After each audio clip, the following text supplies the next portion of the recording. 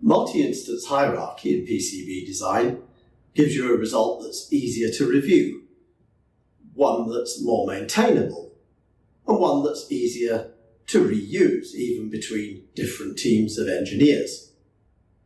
And a little extra thought up front can save a lot of work downstream, especially when it comes to ECOs.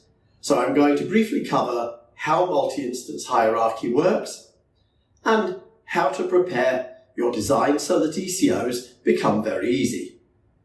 The principle of multi-instance hierarchy is really very simple.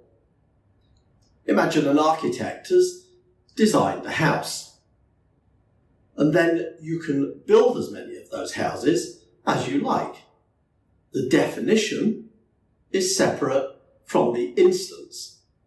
For example, here's a block definition that represents a DDR4 memory chip and its associated decoupling capacitors.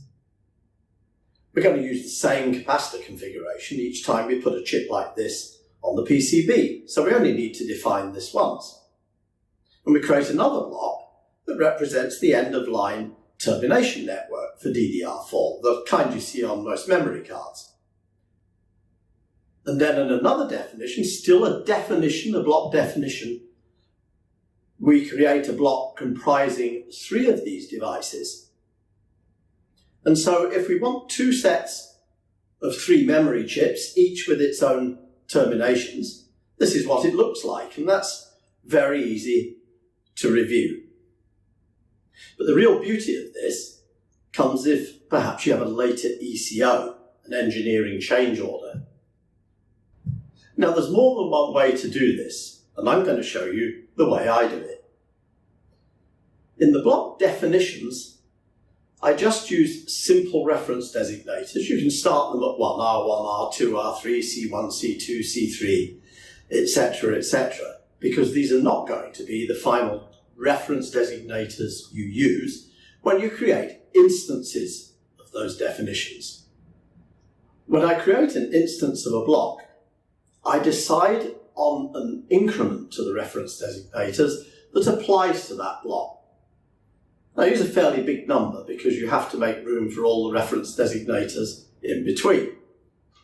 So the high-speed engineers come along and said, PCB is going to be used in quite a sensitive environment, and I want another decoupling capacitor on each of those memory devices.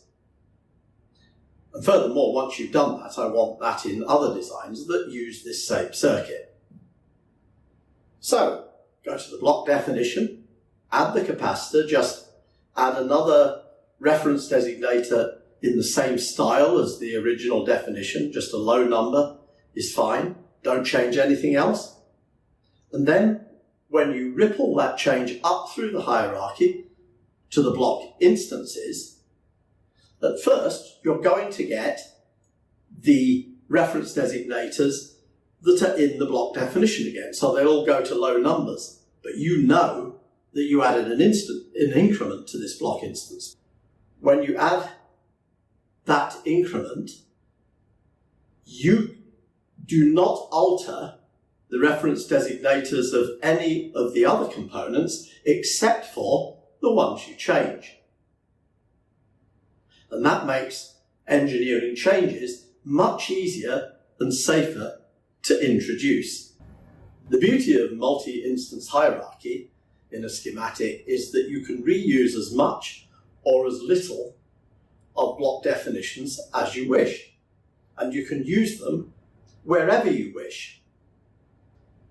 It's easy to introduce engineering changes, and if those are improvements, it's easy to reflect them everywhere else you've used that block definition. It's clear, it's reusable, and it's maintainable.